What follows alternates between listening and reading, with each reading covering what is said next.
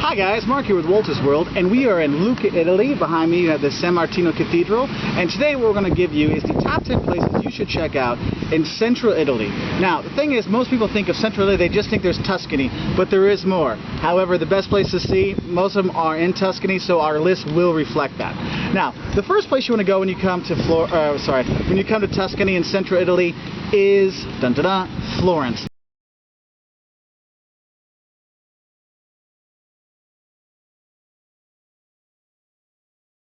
Florence, obviously the birthplace of the Renaissance, where you can see Michelangelo's David, the most famous and most perfect sculpture ever. Okay, you can go to the Uffizi Museum and see the birth of Venus, and most importantly, you can see the Duomo, the cathedral, probably one of the most beautiful cathedral in the world, with the Cappella, the bell tower, and the baptistry, and the doors on the baptistry in the church. And I mean, I've been there at Easter time, and when the cardinals come through, I mean, it's just an amazing place. The whole kind of Duomo complex, going inside the Duomo, I mean, if you're in Italy, you have to do it, okay? Also, there's other things. There's tons of museums there. Also, you walk through the city, it really is a Renaissance museum when you walk through the town, with the buildings, with the artwork everywhere, all kinds of stuff. There's the Ducal Palace you can check out. There's the Ponte Vecchio, the old bridge, where you can walk over and have all the gold and all kinds of stuff there. I mean, there's just so much to see in Florence that just check out our top 10 Florence and love-hate Florence videos. It'll make it a lot easier, because we don't have enough time here to go into all the awesome stuff. Number 2 on our list, whereas Florence was Renaissance, number 2, Sienna, is more of a Gothic playground.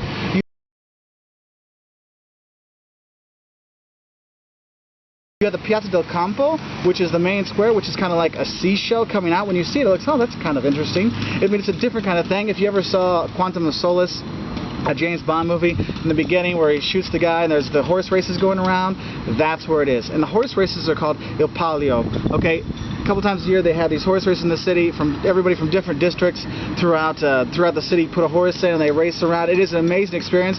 Packed as hell when you go there to see it, but definitely worth checking out if you can get there for the Palio. Also, Sienna itself, when you walk around, the Duomo is really cool. I mean, it's not as beautiful as Florence's, but it is really an awesome Duomo to check out, okay? So number 2 on our list is 1 is Renaissance Florence, 2 is Gothic Sienna. Number 3 on our list, we have the walled city of Lucca, where we are right now.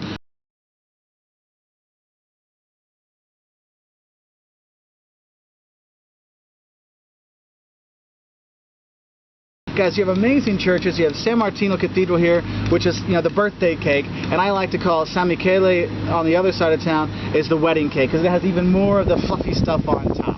Okay, but what you want to do when you come here, this is Bike City, Italia. Okay, you're going to rent a bike and ride around town. Also, you can ride on the city walls. That's what you're coming for, is to see the walls, walk on them. I mean, it's like 25 feet wide, you know, 10 meters wide. You have plenty of room. It's really cool, and all the locals are doing it. Okay? Number 4 on our list is probably one of the most iconic images of Italy, the Leaning Tower. Where is it? Pisa. When you go to Pisa, I'm not going to lie to you, there's not a lot there. There's some palazzos and piazzas you can check out, but basically you're going to take the tour bus, you're going to go there for the day, you're going to see the tower, time tickets for the tower, so reservations are required.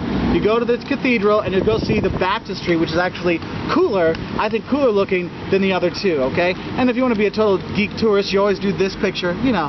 Here, I'll put one in. And then of course for my son, the 5-year-old, it's like, I want to eat pizza in Pisa, and he's still laughing about that, 2 weeks later.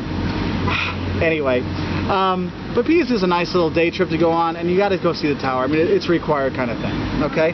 Oh, and I haven't had a chance to tell you this, but pretty much every place on this list is a UNESCO World Heritage Site, or there's something in these towns, so just know that, just insert UNESCO, pretty much into every town I talk about, okay? Now, number 5 on our list is Ravenna, the Byzantine blast.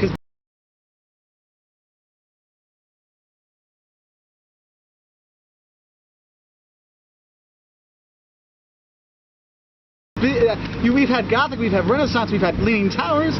We'll have more Leaning Towers, just wait for that one. And number 5 with Ravenna, you have this literally Byzantine town of Ravenna.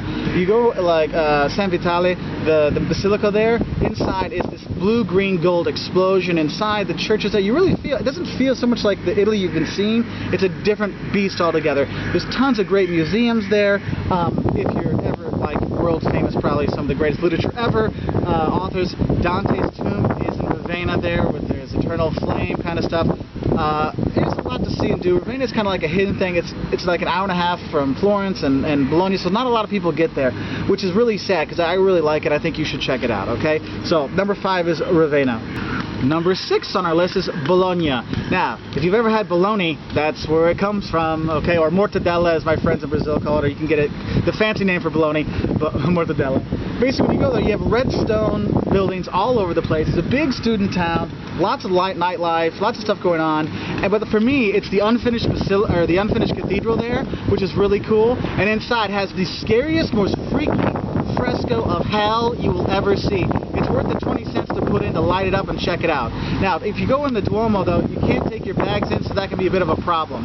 Also, when you're there, you're looking for some more leaning towers. Bologna doesn't have one. Bologna has 2 leaning towers, like this, though they don't look anywhere near as cool.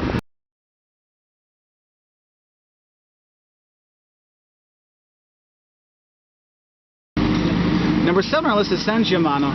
I'm butchering the name, so I'll just put the thing down here. Basically another UNESCO heritage site, and this city is the city of towers. One time there was over 70 towers in the town. They still have 14 up. Literally, when you come on the planes and you see it coming in the distance, you're like, oh my god, I've stepped into medieval times. Okay, it looks unreal when you go there. I mean, literally, because you have Renaissance in Florence, and you have Gothic in Sienna, and then you have medieval here, Byzantine in Ravenna, medieval here in San Gimignano. And when you go there, people don't go there because it isn't, you have to take a bus to get there, which scares some people off. But guys, it's worth the hour 15 minutes to get there because it is a beautiful little town.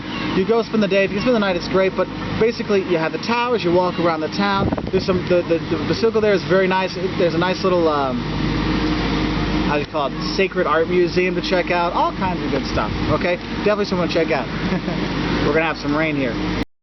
Number 8 on our list is Urbino. Now, Urbino isn't in Tuscany, so we're out of Tuscany, don't worry. And Urbino, basically, it's a Renaissance kind of gem, as I like to say in these tourist kind of terms. But no, it is really a nice place. You have the Ducal Palace to go through.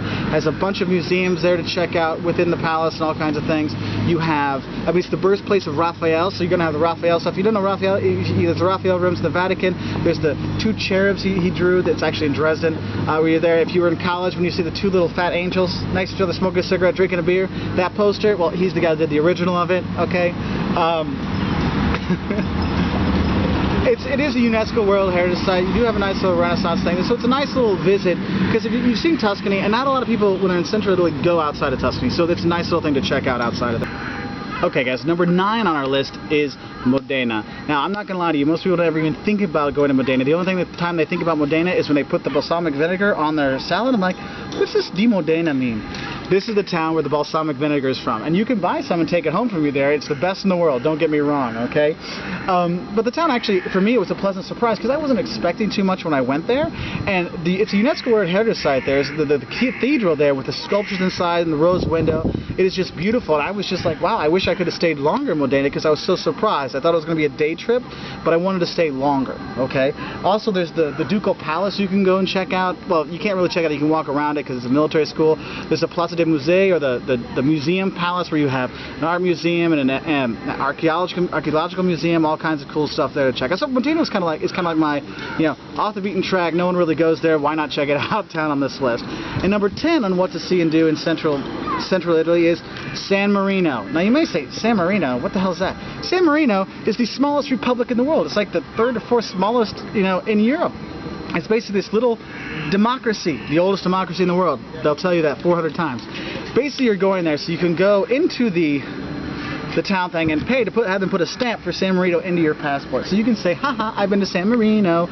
Basically, you have a couple little fortresses there, some really strange museums like the Torture Museum and the Weapons Museum and these kind of things. Actually, the Weapons Museum makes sense because the thing you're going to buy when you go there is a crossbow. The problem is trying to talk your 5-year-old son out of not wanting a crossbow. Okay, how do you explain to the border guards? Yeah, it's crossbow, it's the souvenir. I'm sorry, sir, you can't take that in checked luggage.